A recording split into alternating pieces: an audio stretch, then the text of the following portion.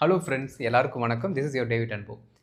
இன்னைக்கு நாம இந்த வீடியோவில் பார்க்க போகிற டாபிக் ரொம்ப முக்கியமான டாபிக். எத்தனை டைம் நாம் இந்த டாப்பிக்கை படித்தாலும் ப்ராக்டிஸ் பண்ணாலும் இதற்கு ஈக்குவலாக நாம் நினச்சிக்கிட்டு இருக்க சிம்பிள் பாஸ்ட்னு செஞ்சுன்னு வச்சுக்கோங்களேன், மறந்துடும்.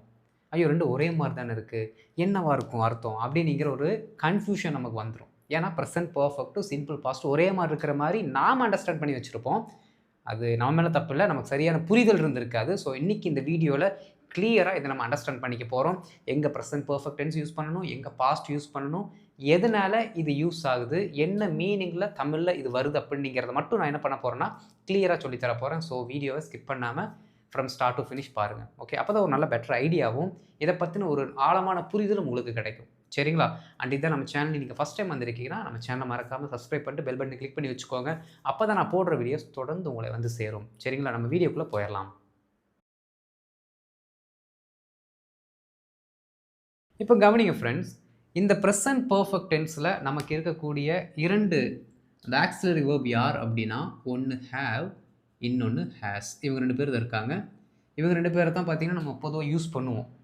சரி, இப்போது இதில் இந்த ஹேவ் அப்படிங்கிற வார்த்தையை நீங்கள் ஐவி யூதேக்கும் ஐவி யூதே அப்படிங்கிற ப்ரொனவுன்ஸுக்கும் ஹேஸ் அப்படிங்கிற வார்த்தையை ஹீ ஷீ இட்டுக்கும் யூஸ் பண்ணணும். சரிங்களா? இது பொதுவாக நமக்கு தெரிஞ்சது தான். சம்டைம்ஸ் இல்லை, எல்லா டைமும் நேம் வந்தாலும் நம்ம ஹேஸ் தான் யூஸ் பண்ணணும். ஓகே, என்னோட பேர் போட்டுக்கோங்க டேவிட்னா டேவிட் ஹேஸ்ன்னு சொன்னிங்கன்னா கரெக்டாக இருக்கும். இன்றைக்கி நாம் பார்க்க போகிற ஃபார்மெட் என்னென்னா, இதற்கூட V3 ஃபார்மெட் வந்தால் என்ன அர்த்தத்தில் வரும் அப்படிங்கிறத பார்க்க போகிறோம். சரிங்களா? V3னா உங்களுக்கே தெரியும், வேர்போட தேர்ட் ஃபார்ம். ஃபியூச்சர் டென்ஸ் கிடையாது, வேர்போட தேர்ட் ஃபார்ம். இதை பாஸ்ட் பார்ட்டிசிபிள் அப்படின்னு சொல்லுவாங்க. சரிங்களா? ரைட். இப்போ கவனிங்க, பொதுவாகவே இந்த ஹேவ் அப்படிங்கிற வார்த்தைக்கு நாம் தமிழில் ஒரு அர்த்தம் வச்சுருக்கோம். For example, I have a pen அப்படின்னு நான் சொல்கிறேன்னா என்னிடம் ஒரு பேனா இருக்கிறதுன்னு நம்ம சொல்கிறோம். கரெக்டுங்களா? என்னிடம் ஒரு பேனா இருக்கிறது. அப்போ ஹேவ் அப்படின்னா ஒரு அர்த்தம் நமக்கு தெரிகிறது. என்ன அப்படின்னா இருக்கிறது அப்படிங்கிற அர்த்தத்தில் வருது. சரிங்களா? ஓகே, இதை நல்லா ஞாபகம் வச்சுக்கணும். நான் கேட்பேன். ஓகே, ஸோ கரெக்டாக நோட் பண்ணி வச்சுக்கோங்க. இதை வச்சு தான் நம்ம என்ன பண்ண போகிறோம்னா ப்ளே பண்ண போகிறோம். அடுத்து பாருங்கள், இந்த ஹேவ் ஹேஸ் அப்படிங்கிற வார்த்தைக்கு இன்னொரு அர்த்தமும் இருக்குது. என்ன அப்படின்னா, இது எந்தெந்த இடத்துலலாம் V3 கூட வருதோ அந்தந்த இடத்துல எல்லாம் இந்த சவுண்டில் வரும். பாருங்கள், விட்டது இல்லாட்டி விட்டேன். ஓகே, இந்த விட்ட அப்படிங்கிற சவுண்டு புரியுதுங்களா? இந்த சவுண்டில் தான் வரும். ஓகே, இல்லை இன்னும் நம்ம வழக்கு தமிழில் சொல்லணும் அப்படின்னா இப்படி நீங்கள் சொல்லலாம். அந்த இச்சு அப்படிங்கிற சவுண்டில் வரும். முடிஞ்சிருச்சு, ட்ரெயின் போயிருச்சு, இப்படிலாம் சொல்லுவோம் பார்த்தீங்களா? இந்த சவுண்ட்லேயும் வரும். நமக்கு தேவை டிரான்ஸ்லேஷன் தமிழ்லேருந்து இங்கிலீஷ் மாறும்போது சவுண்ட் எப்படி மாறுது அப்படிங்கிறத தெரிஞ்சுக்கிட்டா போதும். அதுவே மோர் தென் எனஃப். சரிங்களா? ரைட். இப்போ ப்ரெசன்ட் பர்ஃபெக்ட் டென்ஸோட ரூல் என்ன? அது எல்லோரும் கேட்பீங்க, என்ன ரூல் அப்படின்ட்டு. நல்லா கவனிக்கணும் ஃப்ரெண்ட்ஸ். இந்த ப்ரெசன்ட் பர்ஃபெக்ட் டென்ஸை பொறுத்த வரைக்கும் நீங்கள் அண்டர்ஸ்டாண்ட் பண்ணிக்க வேண்டியது ஒன்று தான். என்ன போட்டிருக்கு? Present perfect tense. Present perfect. பர்ஃபெக்ட்னா கம்ப்ளீட்டாக முடிஞ்ச ஒன்றை தான் நம்ம பர்ஃபெக்ட்னு சொல்லுவோம். பர்ஃபெக்ட்னு எதை சொல்லுவோம்? கம்ப்ளீட்டாக ஒன்று முடிஞ்சிருச்சு. அப்போது ப்ரெசண்ட்டில் நிகழ்காலத்தில் ஒரு ஆக்ஷன் கம்ப்ளீட்டாக முடிஞ்சிருக்கு, அதுவும் ப்ரெசண்ட்டில் முடிஞ்சிருக்கு. நல்லா கவனிக்கணும், அதுவும் ப்ரெசண்ட்டில் முடிஞ்சிருக்கு. அதனால தான் ப்ரெசன்ட் பர்ஃபெக்ட். அப்போது ப்ரெசன்ட் டென்ஸுக்கு, அதாவது நிகழ்காலம் இருக்குது பார்த்தீங்களா, அதில் ரொம்ப க்ளோஸ் கனெக்ஷன் இது வச்சுருக்கு. பாஸ்ட் டென்ஸ் அப்படி கிடையாது. பாஸ்ட் டென்ஸுக்கும் ப்ரெசண்ட்டுக்கும் சம்மந்தமே இருக்காது. நல்ல ஒரு டைம் தள்ளியே முடிஞ்சிருக்கும். பாஸ்ட்டில் அந்த வினை செத்து போனதாக இருக்கும். ஆனால் இந்த ப்ரெசன்ட் பர்ஃபெக்டில் இருக்க அந்த வினைக்கு, அந்த ஆக்ஷனுக்கு உயிர் இருக்கும். அது ப்ரெசண்ட்டு கூட ஒட்டியே தான் இருக்கும். சரிங்களா? அப்போது இந்த மாதிரி வார்த்தைகளில் நாம் சொன்னால் மட்டும்தான் ப்ரெசன்ட் பர்ஃபெக்டை எளிமையாக சொல்ல முடியும். சரிங்களா? ஃபார் எக்ஸாம்பிள் இப்போ சொல்கிறேன் பாருங்களேன். அவர் வந்துட்டார், இந்த சவுண்டில் வரும். அவர் வந்துட்டார், ஆரம்பிச்சிருச்சு, சாப்பிட்டாரு, தூங்கிட்டாரு, இந்த சவுண்ட்லலாம் வந்துச்சுன்னா அது ப்ரெசன்ட் பர்ஃபெக்ட். ஒன்று. அடுத்து இந்த இருக்கிறது அப்படிங்கிற வார்த்தை எப்படி வரும்னு பாருங்களேன். நாம் கடந்த காலத்தில் ஒரு ஆக்ஷனை செஞ்சுருப்போம். நல்லா கவனிக்கணும். அது எப்போ வேணால் இருக்கட்டுங்க, அதெல்லாம் நமக்கு தேவையே இல்லை. அது எப்போ வேணால் இருக்கட்டும், எந்த காலத்தில் வேணால் இருக்கட்டும். ஆனால் கடந்த காலத்தில் ஒரு ஆக்ஷன் நம்ம செஞ்சுருப்போம். அந்த ஆக்ஷன் என்ன பண்ணுவோம்னா ப்ரெசண்ட்டு கூட இப்போது நம்ம பேசிகிட்டு இருக்க ஏதாவது ஒரு சம்பவத்தில் கனெக்ட் பண்ணி விடுவோம். கனெக்ட் பண்ணி விட்டு சும்மா விட மாட்டோம். அந்த பர்டிகுலர் திங்க்கு நம்ம உயிர் கொடுப்போம். புரியுதுங்களா? என்ன ஆகுதுன்னா பாஸ்ட்டில் நடந்த ஒரு சம்பவத்தை ப்ரெசென்ட்டில் கனெக்ட் பண்ணி விட்டு அந்த சம்பவத்திற்கு நம்ம உயிர் கொடுத்து ப்ரெசென்ட்டில் என்ன பண்ணுவோம்னா அதை பேசுவோம். ஃபார் எக்ஸாம்பிள் 2010 நாம் எல்லாருமே தாஜ்மஹால் போனோம்னு சொல்லலாம். சரிங்களா? 2010 என்ன பண்ணோம்? நாம் தாஜ்மஹாலுக்கு போனோம். சும்மா இமேஜின் பண்ணிக்கோங்க. 2010 நம்ம தாஜ்மஹாலுக்கு போனோம். இது சிம்பிள் பாஸ்ட். இப்போ என்ன ஆகுது அப்படின்னா, நம்மகிட்ட யாரோ ஒருத்தர் கேட்குறாங்க, ஏன்பா தாஜ்மஹாலுக்கு போயிருக்கிறியா அப்படின்னு கேட்குறாங்க. போயிருக்கிறாயா அப்படின்ட்டு. அந்த இடத்துல நம்ம என்ன பண்ணுவோம் அப்படின்னா, நான் 2010 ஒரு டைம் தாஜ்மஹாலுக்கு போயிருக்கிறேன்னு சொல்லுவோம். போயிருக்கிறேன். அந்த இருக்கிறேன்ங்கிற சவுண்டு எதில் தான் வரும்? ப்ரெசென்ட்டில் மட்டும்தான் வரும். ஐ ஆம் அ டீச்சர், நான் ஆசிரியராக இருக்கிறேன். ஐ எம் ஹியர், நான் இங்கே இருக்கிறேன். அப்போ இந்த இருக்கிறேன் அப்படிங்கிற சவுண்டு ப்ரெசென்ட்டில் தான் இருக்குது. அப்போது நான் தாஜ்மஹாலுக்கு போயிருக்கிறேன் அப்படின்னு சொல்லும்போது ப்ரெசென்ட் டோன் தான் வருது. ஆனால் கடந்த காலத்தில் நடந்த ஒரு சம்பவத்தை ப்ரெசென்ட் கூட கனெக்ட் பண்ணி நான் போயிருக்கிறேன் அப்படின்னா, இப்போ கொஞ்ச நேரத்துக்கு முன்னாடி முடியல, எப்போவோ முடிஞ்ச ஆக்ஷனை ப்ரெசென்ட் கூட கனெக்ட் பண்ணி சொல்கிறோம். அப்போது நமக்கு இந்த மாதிரி அந்த வேலையை அவர் செய்திருக்கிறார். நல்லா கவனிக்கணுங்க. செய்தார் கிடையாது, செய்திருக்கிறார். செய்தார் அப்படின்னா சிம்பிள் பாஸ்ட். புரியுதுங்களா? அந்த டோனை கவனிங்க நல்லா. வார்த்தையோட உச்சரிப்பை அது எப்படி முடியுது நீங்கள் அதை கவனிச்சிங்கனாலே இதை கண்டுபிடிச்சிடலாம் நீங்கள். செய்தார் டிட்டு, செய்திருக்கிறார் ஹேஸ் டன். செய்தார் டிட்டு, செய்திருக்கிறார் ஹேஸ் டன். வந்தார் ஹீ கேம், வந்து இருக்கிறார் அப்படின்னா எப்போவோ அவர் இந்த இடத்துக்கு ஒரு டைம் வந்திருக்கிறார். அப்படி தான் நம்ம சொல்லுவோம், அவர் ஒரு டைம் இந்த இடத்துக்கு வந்திருக்கிறாரு. அப்போ ப்ரெசென்ட்டில் அவர் வரல, எப்போயோ வந்திருக்கிறாரு. அந்த ஆக்ஷனை ப்ரெசென்ட்டு கூட நம்ம கனெக்ட் பண்ணுறோம். இந்த ஐடியாவை மட்டும் நீங்கள் புரிஞ்சுக்கோங்க போதும். புரியுதுங்களா? ஸோ அப்போது நம்ம இந்த ஹேவ் ஹேஸ் அப்படிங்கிற வார்த்தையை ஆங்கிலத்தில் பயன்படுத்தும் பொழுது 2 அர்த்தத்தில் அர்த்தம் வெளிப்படும். ஒன்று, அந்த வேலையை அவர் செய்திருக்கிறார், வந்திருக்கிறார் அப்படிங்கிற அர்த்தத்துலையும், இன்னொரு அர்த்தம் அவர் வந்து விட்டார், போய்விட்டார். இந்த விட்டார்ங்கிற சவுண்டில் வரும். ஏன்னா அது ப்ரெசென்ட்டில் இப்போ முடிஞ்ச ஆக்ஷனை சொல்கிறதுக்கு பயன்படுத்தப்படுகிறது. அவ்வளோதான். சரிங்களா? ரொம்ப ரொம்ப சிம்பிள். ஓகே, பாருங்கள். இப்போ நான் ஒரு சென்டென்ஸ் எழுதுகிறேன். I have seen this movie. Okay, பாருங்கள். I have seen this movie. இந்த பர்டிகுலர் சென்டென்ஸ்க்கு 2 அர்த்தம் இருக்கிறது. என்ன அப்படின்னா, ஒன்று, நீங்கள் பேசிகிட்டு இருக்க அந்த சம்பவம் பாஸ்டில் இருக்கிறத நீங்கள் ப்ரெசென்ட் கூட கனெக்ட் பண்ணி விடுற மாதிரி இருந்துச்சு அப்படின்னா, இது என்னவாயிரும் அப்படின்னா, நான் இந்த படத்தை பார்த்துருக்கிறேன், நான் இந்த படத்தை பார்த்து இருக்கிறேன்னு நீங்கள் சொல்லுவீங்க. எப்போயோ ஒரு டைமு. ஆனால் அந்த டைம் கரெக்டாக நமக்கு தெரியாது. டைமு கரெக்டாக எக்ஸாக்டாக தெரியாது. ஆனால் ஏதோ ஒரு நாளில் ஏதோ ஒரு நேரத்தில் நம்ம அந்த வேலையை செஞ்சுருக்கிறோம், அந்த படத்தை பார்த்துருக்குறோம். நான் இந்த படத்தை பார்த்துருக்குறேன், நீ பார்த்துருக்குறிய அந்த படத்தை. அப்போது கொஞ்ச நேரத்துக்கு முன்னாடி இந்த படத்தை நீங்கள் பார்க்கல, எப்போயோ நடந்த அந்த சம்பவத்தை ப்ரெசென்ட் கூட கனெக்ட் பண்ணி விட்றீங்க. ஒன்று. ரெண்டாவது பாருங்கள், I have seen this movie. Friend வந்து என்ன பண்ணுறாருன்னா, நம்மகிட்ட லேப்டாப் கொடுத்துட்டு என்ன பண்ணுறாருன்னா, இந்த படத்தை நீ பார்த்துட்டு கொடுறா அப்படின்னு சொல்கிறாரு. நம்ம என்ன பண்ணுறோம், ஒரு 10 நிமிஷத்தில் வந்து அவருக்கு இன்னும் கொடுக்க வேண்டியது இருக்குது லேப்டாப். வர்றாரு, நம்மகிட்ட கேட்குறாரு, என்னடா அப்படின்னு. இல்லைடா, நான் படத்தை பார்த்துட்டேன் அப்படின்னா, கொஞ்சம் நேரத்துக்கு முன்னாடி என்ன ஆச்சு, பார்த்து முடிச்சிட்டேன்னு அர்த்தம்.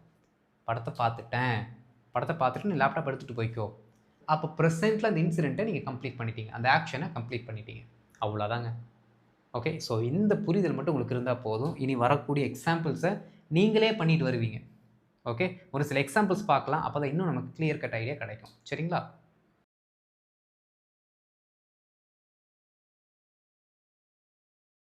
இப்போ ஒரு சில எக்ஸாம்பிள்ஸ் பார்க்கலாம். சரிங்களா? ஃபார்முலா நமக்கு தெரியும், ரொம்ப சிம்பிளான ஃபார்முலா தான். சென்டென்சஸ் எழுதியிருக்கேன் பாருங்கள். நான் அவரை ஏற்கனவே பார்த்திருக்கிறேன். அவர் என்ன பண்ணியிருக்கேன், ஏற்கனவே பார்த்துருக்கேன். இப்படி நம்ம சொல்லும் பொழுது தமிழ்ல என்ன அர்த்தம் வருதுன்னா, நாம் ஏதோ பற்றி பேசுகிறோம்.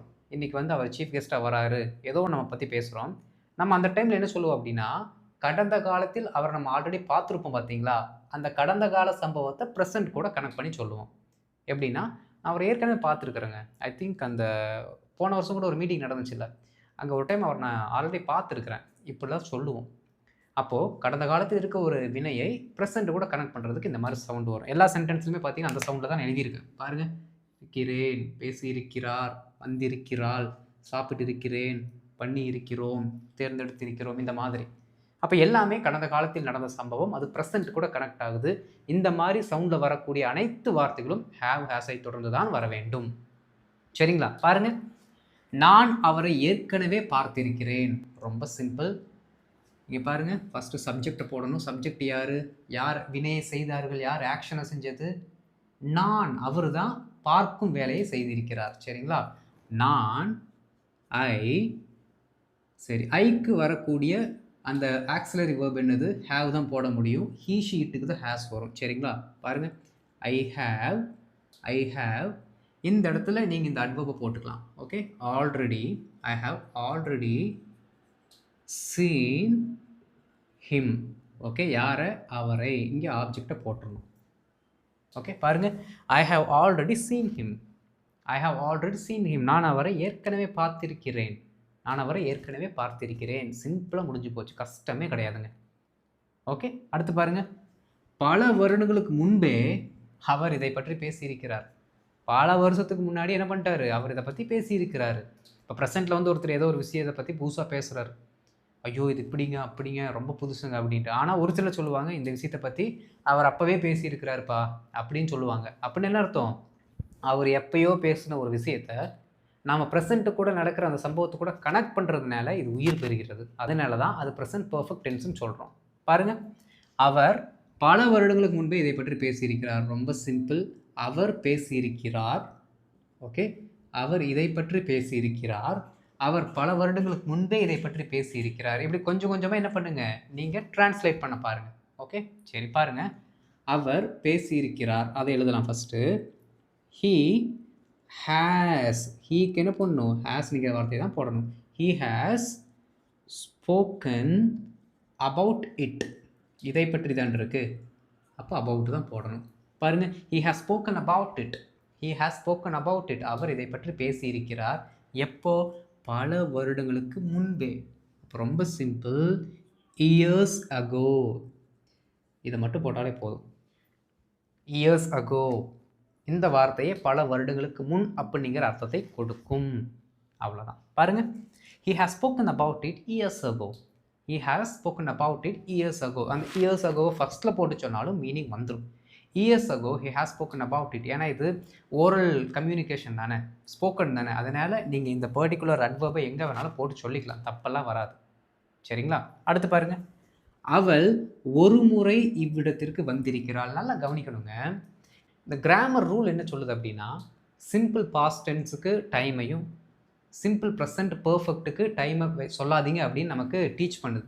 ஆனால் இந்த ரூலையும் நம்ம என்ன பண்ணலாம்னா தமிழ் லாங்குவேஜோட உதவி கொண்டு உடச்சி விட்றலாம். எப்படின்னா, நீங்கள் பாஸ்ட் டென்ஸுக்கு பார்த்தீங்க அப்படின்னா டைம் வச்சு சொன்னீங்கன்னா கரெக்டாக பொருந்தும். ஆனால் ப்ரெசன்ட் பர்ஃபெக்ட்டுக்கு டைம் வச்சு சொன்னீங்கன்னா பொருந்தாது. ஃபார் எக்ஸாம்பிள், இங்கே பாருங்களேன், அவர் 2010 என்ன பார்த்தாரு அப்படின்னு சொல்லும்போது தமிழில் சரியான அர்த்தம் வருது, நமக்கு புரியுது. அவர் 2010 என்ன பார்த்துருக்கிறாரு, என்ன பார்த்துருக்கிறாரு. இல்லாட்டி அவர் நேற்று என்ன பார்த்துருக்கிறாரு அப்படின்னு சொன்னீங்கன்னா கரெக்டாக வருதா? ஏன்னா என் காலத்தை போட்டிருக்கும், அதுக்காக நான் சொல்கிறேன். அவர் 2010 என்ன பார்த்துருக்கிறாருன்னு சொல்கிறது ஒன்று தான். அந்த 2010க்கு பதிலாக நேற்றுங்கிற ஒரு வார்த்தை போடுறேன். அவர் நேற்று என்னை பார்த்துருக்கிறார் இப்படி சொன்னால் கரெக்டாக வருதுங்களா? வராது. அப்போது எப்படி காலத்தை ப்ரெசன்ட் பர்ஃபெக்ட் கூட யூஸ் பண்ணுறது அப்படிங்கிறதையும் நான் சொல்லித்தரேன். எப்படின்னா, நீங்கள் காலத்தை ப்ரெசன்ட் பர்ஃபெக்ட் கூட யூஸ் பண்ணும் பொழுது எத்தனை முறை அந்த சம்பவம் நடந்தது அப்படிங்கிறத ஆட் பண்ணிட்டீங்கன்னா மீனிங் வந்துடும். பாருங்கள், அவர் நேற்று என்னை பார்த்திருக்கிறார், அர்த்தம் இல்லை. அவர் நேற்று என்னை ஒரு முறை பார்த்திருக்கிறார், அர்த்தம் இருக்குது. கரெக்டு தானே? அவர் நேற்று என்னை பார்த்திருக்கிறார்னு சொல்லும்போது அர்த்தம் வரல. அதே நேற்று அப்படிங்கிற வார்த்தை கூட நாம் ஒரு முறை, அந்த எவ்வளோ டைம் ஆச்சு, எத்தனை தடவை அப்படிங்கிற அந்த ஒரு வார்த்தை ஆட் பண்ணுறது மூலமாக மீனிங் வந்துருச்சு. அவர் நேற்று ஒரு முறை என்னை சந்தித்திருக்கிறார், மீனிங் இருக்குது. புரியுதுங்களா? அப்போது எத்தனை தடவை அப்படிங்கிறத போட்டிங்கன்னா டைமாக இருந்தாலும் சரி நம்ம ஈஸியாக ப்ரெசன்ட் பர்ஃபெக்டாக போட்டுடலாம். ஆனால் அந்த எத்தனை தடவை அப்படிங்கிற அந்த ஆக்ஷனை பற்றி சொல்லலை அப்படின்னா நீங்கள் டைமை ப்ரெசன்ட் பர்ஃபெக்டாக யூஸ் பண்ணாதீங்க, மீனிங் வராது. ரைட்? பாருங்கள், அப்போது அவள் ஒரு முறை இவ்விடத்திற்கு வந்திருக்கிறாள். இந்த ஒரு முறை பாருங்கள் எவ்வளோ டைம் அப்படிங்கிறத மென்ஷன் பண்ணியாச்சு. பல முறை மென்ஷன் பண்ணியாச்சு. இம்முறை எத்தனை டைமு மென்ஷன் பண்ணியாச்சு. அப்போ ப்ரெசன்ட் பர்ஃபெக்ட்டுக்கு இந்த டைம்ஸை சொல்கிறது பார்த்தீங்கன்னா அடிக்கடி வரும். ஓகே, சரி, பாருங்கள், அவள் ஒரு முறை இவ்விடத்திற்கு வந்திருக்கிறாள். ஒரே ஒரு டைமு அவங்க இந்த இடத்துக்கு வந்திருக்கிறாங்க. எப்போது? பாஸ்டில் வந்திருக்கிறாங்க. அதை இப்போ சொல்லி காட்டுறோம். உங்கள் அம்மா ஒரே ஒரு டைம் எங்கள் வீட்டுக்கு வந்திருக்கிறாங்க. எப்போ? இப்போ கிடையாது. எப்போவோ ஒரு டைமு இந்த வீட்டுக்கு வந்திருக்கிறாங்க. இப்போ ப்ரெசென்ட்டில் கனெக்ட் பண்ணி சொல்கிறோம். அவ்வளோதான். அவள் ஒரு முறை இவ்விடத்திற்கு வந்திருக்கிறாள். Okay. She has come here. Okay. இவ்விடத்திற்கு அப்படின்னா டு திஸ் பிளேஸ்ன்னு போட்டாலும் கரெக்டு தான். பாருங்கள், டு திஸ் பிளேஸ்ன்னு போட்டாலும் கரெக்டு தான். ஹியர் நீங்கள் போட்டாலும் கரெக்டு தான். ஷீ ஹாஸ் கம் ஹியர் இல்லாட்டி she has come to this place. One time நீங்கள் பதிலாக ஒன்ஸ் அப்படிங்கிற வார்த்தை மட்டும் போட்டுக்கோங்க, வேலை முடிஞ்சது. She has come here once. She has come to this place once. ஒரு டைமு அவங்க இந்த இடத்துக்கு வந்திருக்கிறாங்க, அவ்வளோதான். அடுத்து பாருங்கள், அந்த உணவை நான் பல முறை சாப்பிட்டு இருக்கிறேன். எக்கச்சக்கமான டைம் சாப்பிட்ருக்கேன். அதனால் இந்த டைம் எனக்கு அந்த ஃபுட்டு வேணாம். நீ சாப்பிட்றியா? ரவை சாப்பிட்றியா? ஐயோ, ரவை நான் பல டைம் சாப்பிட்ருக்கேன், எனக்கு இப்போ வேண்டாம். இப்போ கடந்த காலத்தில் நம்ம செய்த செயலை என்ன பண்ணுறோம்? ப்ரெசென்ட் கூட கனெக்ட் பண்ணுறோம். நான் ஒவ்வொரு டைம் திரும்ப திரும்ப இந்த ரூலை உங்களுக்கு மைண்டில் பதிய வச்சுக்கிட்டே இருக்கேன். கரெக்டாக ஃபாலோ பண்ணுங்கள். நீங்களும் என்ன பண்ணுங்கள், அதை உங்கள் மைண்டில் உட்கார வைக்க ட்ரை பண்ணுங்கள். பாருங்கள், அந்த உணவை நான் பல முறை சாப்பிட்டு இருக்கிறேன். நான் சாப்பிட்டு இருக்கிறேன். ஓகே. I have eaten. ஏன்னா இதை V3 ஈட்டோட third form eaten. Okay. I have eaten that food. எவ்வளோ டைமு? பல டைம். அப்போ many times. Okay, many times. அவ்வளோதான். பாருங்கள், I have eaten that food many times. I have eaten that food many times. So I don't want it now. எனக்கு அது இப்போ வேண்டாம் அப்படி நம்ம சொல்லுவோம். அடுத்து பாருங்கள், நாங்கள் இம்முறை பாலாவை தேர்ந்தெடுத்துக்கிறோம். எலெக்ஷன் முடிஞ்சுது. ஓகே. நேற்று எலெக்ஷன் வச்சு முடிச்சுட்டாங்க. அப்போ நேற்று வந்து அவங்க என்ன பண்ணிட்டாங்கன்னா டிசிஷன் எடுத்துட்டாங்க. அதை இன்றைக்கி என்ன பண்ணுறாங்கன்னா டிக்ளேர் பண்ணுறாங்க. அப்போது நேற்று நடந்த அந்த சம்பவத்தை, அந்த பாஸ்ட்டை ப்ரெசென்ட் கூட கனெக்ட் பண்ணி சொல்கிறாங்க. நாங்கள் இம்முறை பாலாவை தேர்ந்தெடுத்திருக்கிறோம். ஓகே. வி ஹாவ் செலக்டட் இல்லாட்டி சோசன், எது வேணாலும் சொல்லலாம். ஓகே. வி ஹாவ் செலக்டட் இல்லாட்டி வி ஹாவ் சோசன் பாலா. எப்போ? இந்த தடவை. அப்போ திஸ் டைம். அவ்வளோதாங்க, முடிஞ்சு போச்சு. பாருங்கள், we have selected Bala this time இல்லாட்டி this time we have selected Bala, எப்படி சொன்னாலும் கரெக்டு தான். அடுத்து we have chosen Bala this time இல்லாட்டி this time we have chosen Bala. Simple. அப்போது இதில் நம்ம படித்த எல்லா மீனிங்குமே பார்த்தீங்கன்னா கடந்த கால சம்பவத்தை ப்ரெசென்ட் கூட கனெக்ட் பண்ணி சொல்கிறதுனால இருக்கிறேன், அதை செய்து இருக்கிறேன், அவர் பண்ணி இருக்கிறார், வந்திருக்கிறார் அப்படிங்கிற சவுண்ட்லேயே தான் முடியுது அப்படிங்கிறத கிளியராக பார்த்தாச்சு. நீ அடுத்து இன்னொரு டோன் இருக்கு இல்லைங்க, அதையும் பார்த்துடலாம்.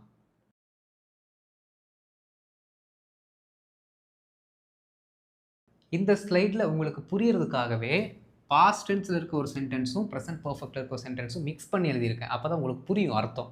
இப்போ ரொம்ப சிம்பிளுங்க. நான் உங்கள்கிட்ட ஒரு கேள்வி கேட்குறேன், நீங்கள் யோசிங்க, அப்புறம் எனக்கு பதில் சொல்லுங்கள். அதாவதுங்க, நான் அவரை பார்த்தேன். இந்த சென்டென்ஸ் நல்லா கவனிக்கணும். நான் அவரை பார்த்தேன் இப்படின்னு சொல்கிறதுக்கும் நான் அவரை பார்த்துட்டேன் அப்படின்னு சொல்கிறதுக்கும் தமிழில் அர்த்தம் வேறுபடுகிறதா இல்லையா? இல்லை ரெண்டுத்துக்கும் ஒரே மீனிங்கா? கொஞ்சம் யோசிங்க, யோசிச்சு சொல்லுங்கள். நான் அவரை பார்த்தேன், நான் அவரை பார்த்துட்டேன். நான் அங்கே போனேன், போயிட்டேன். சாப்பிட்டேன், சாப்பிட்டுட்டேன். இதெல்லாம் ஒரே டோனில் வருதா இல்லை கொஞ்சம் மாறுதுங்களா? கொஞ்சம் மாறுது அப்படிங்கிற மாதிரி உங்களுக்கு ஐடியா வந்துச்சுன்னா நீங்கள் கரெக்டான ட்ராக்கில் வந்துட்டீங்கன்னு அர்த்தம். அப்போது சரியான புரிதல் உங்களுக்கு வந்துருச்சு. அப்போ தமிழில் நாம் இந்த வார்த்தைகளை சொல்லும் பொழுது எப்படி ஒரு வார்த்தை இன்னொரு வார்த்தைக்கு ஏற்ற மாதிரி மாறுதோ, ஒன்றிலிருந்து ஒன்று முரண்படுகிறதோ, அதை போலவே தான் ஆங்கிலத்திலும் ஒன்றிற்கு ஒன்று முரண்படும் டென்ஸும் மாறிடும். அப்போது அதை செஞ்சேன், போனேன், வந்தேன், இந்த மாதிரி சிம்பிளாக நடந்த சம்பவத்தை சொல்கிறதுக்கு சிம்பிள் பாஸ்ட்டும், செஞ்சிட்டேன், போயிட்டேன், சாப்பிட்டேன், இந்த மாதிரி டேன் டேன் டேன் போட்டு சொல்கிற வார்த்தைகளுக்கு ப்ரெசென்ட் பர்ஃபெக்ட்டு யூஸ் பண்ணணும். பாருங்களேன், நேற்று அவர்கள் கண்ணாடியை உடைத்தார்கள். நேற்று அவங்க கண்ணாடியை உடைச்சாங்க. இன்றைக்கும் உடைச்சிட்டாங்கன்னா இப்போ ப்ரெசென்ட்டில் கொஞ்சம் நேரத்துக்கு முன்னாடி தான் முடிஞ்சிருக்கு. Closely connected to the present tense. புரியுதுங்களா? இவ்வளோதான் அதற்கும் இதுக்கும் டிஃப்ரென்ஸ். தமிழ் அர்த்தத்தை புரிந்து கொண்டு பயன்படுத்துங்க. ரொம்ப ஈஸி இது. பாருங்கள், நேற்று அவர்கள் கண்ணாடியை உடைத்தார்கள். ரொம்ப சிம்பிள். தே சிம்பிள் பாஸ்ட் டென்ஸ் தான். தே broke the glass. இப்போ நேற்று, yesterday. Okay. They broke the glass yesterday. நேற்று அவங்க கண்ணாடி உடைச்சாங்க, இன்றும் உடைத்து விட்டார்கள். ஓகே. டுடே ஆல்சோ அப்படிங்கிற வார்த்தையை போட்டுக்கலாம். Okay. Today also they have broken it. பாருங்கள், உடைச்சிட்டாங்கன்னு எழுதியிருக்கேன். ஓகே, தூய தமிழ்லையும் வழக்கு தமிழ்லையும் உங்களுக்கு ஏற்ற மாதிரி எழுதி வச்சுருக்கேன். அப்போ தான் புரியும் நமக்கு. ஓகே, பாருங்கள். தே broke the glass yesterday, today also they have broken it. நேற்று கண்ணாடி உடைச்சாங்க, இன்றைக்கும் உடைச்சிட்டாங்க, உடைச்சிட்டாங்க. அப்போ ப்ரெசன்ட் பர்ஃபெக்ட், சிம்பிள். மழை பெய்தது, இப்போ நின்றுச்சு, நின்று விட்டது, நின்றுச்சுன்னு சொல்லுவோம். மழை பேஞ்சுது ஃபாஸ்ட்டு, இப்போ நின்றுச்சு, முடிஞ்சு போச்சு. பாருங்கள், ரொம்ப சிம்பிள். மழை பெய்தது. இந்த மழை பெய்தது அப்படிங்கிற சென்டென்ஸ் எழுதும்பொழுது என்றைக்குமே இட்டில் தான் நம்ம ஆரம்பிப்போம். அதே மாதிரி ஆரம்பிச்சிடலாம். மழை பெய்தது, இட் ரெயின்டு, ஃபுல் ஸ்டாப். இப்போது நின்று விட்டது. Now it has stopped. அவ்வளோதான். Now it has stop. இப்போ நின்றுச்சுன்னு அர்த்தம்.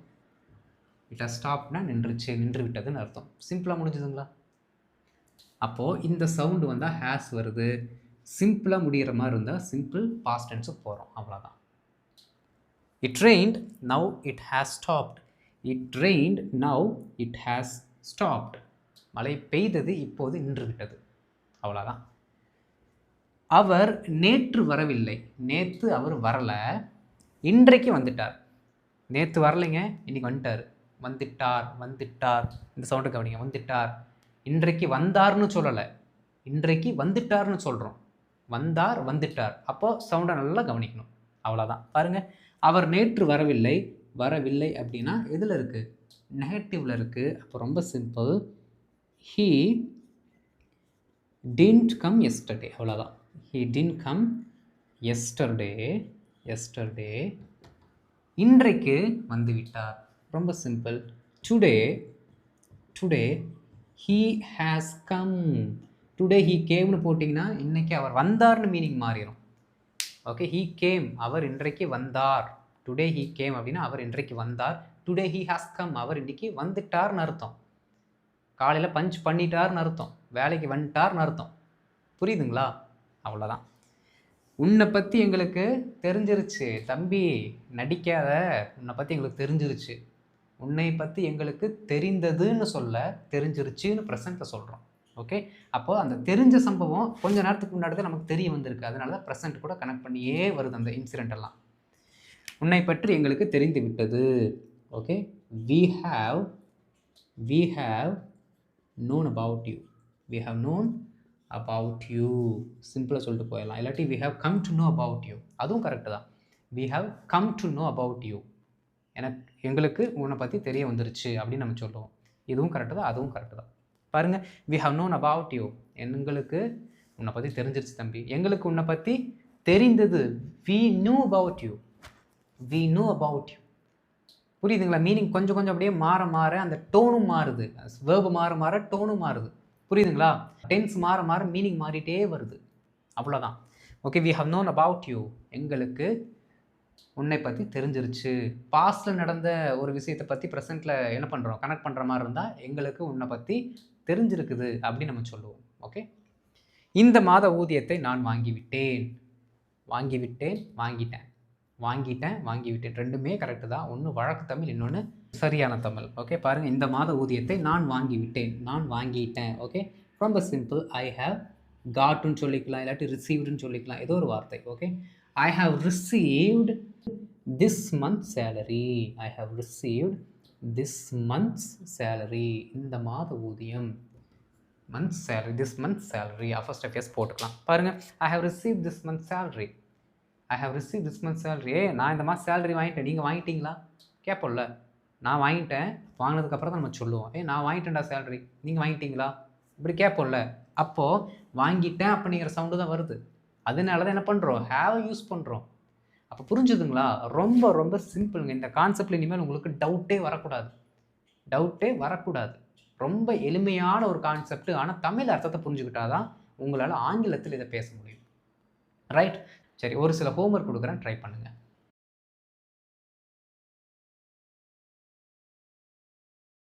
ஃப்ரெண்ட்ஸ், இப்போ ஹோம்ஒர்க் பாருங்கள். நம்ம வழக்கமாக கொடுக்கறது மாதிரி இல்லாமல் என்ன பண்ணியிருக்கேன்னா, உங்களுக்கு சாய்ஸ் கொடுத்துருக்கேன். அப்போது அந்த பர்டிகுலர் தமிழ் சென்டென்ஸுக்கு என்ன வேர்ப் ஃபார்மெட் வரும்ங்கிறது நீங்கள் தான் கண்டுபிடிச்சி என்ன பண்ணணும்? ஆன்சரை போடணும். சரிங்களா? ஸோ இதற்கான ஆன்சர்ஸை கரெக்ட்டா போடுங்க. நான் பார்த்துட்டு உங்களுக்கு ரிப்ளை பண்றேன். அண்ட் இந்த வீடியோ உங்களுக்கு புடிச்சிருந்துச்சுன்னா, வீடியோ மறக்காம லைக் பண்ணிட்டு மத்தவங்களுக்கும் ஷேர் பண்ணுங்க. அவங்களுக்கும் சென்றடையட்டும். அவர்களும் பயனடைந்து கொள்ளட்டும். அண்ட் இதான் நம்ம சேனல் நீங்க ஃபர்ஸ்ட் டைம் வந்திருக்கீங்கன்னா, மறக்காம சேனல சப்ஸ்கிரைப் பண்ணிட்டு பெல் பட்டனையும் கிளிக் பண்ணி வச்சுக்கோங்க. அப்பதான் நான் போடுற வீடியோஸ் உங்களுக்கு தொடர்ந்து வந்து சேரும். சரிங்களா? அடுத்த வீடியோல நான் உங்கள பார்க்குறேன். அதுவரைக்கும் இந்த பர்ட்டிகுலர் டாபிக்க திரும்ப திரும்ப கொஞ்சம் என்ன பண்ணுங்க, ரிவைஸ் பண்ணிட்டே இருங்க. அப்பதான் மறக்காது. ஓகே? Thank you.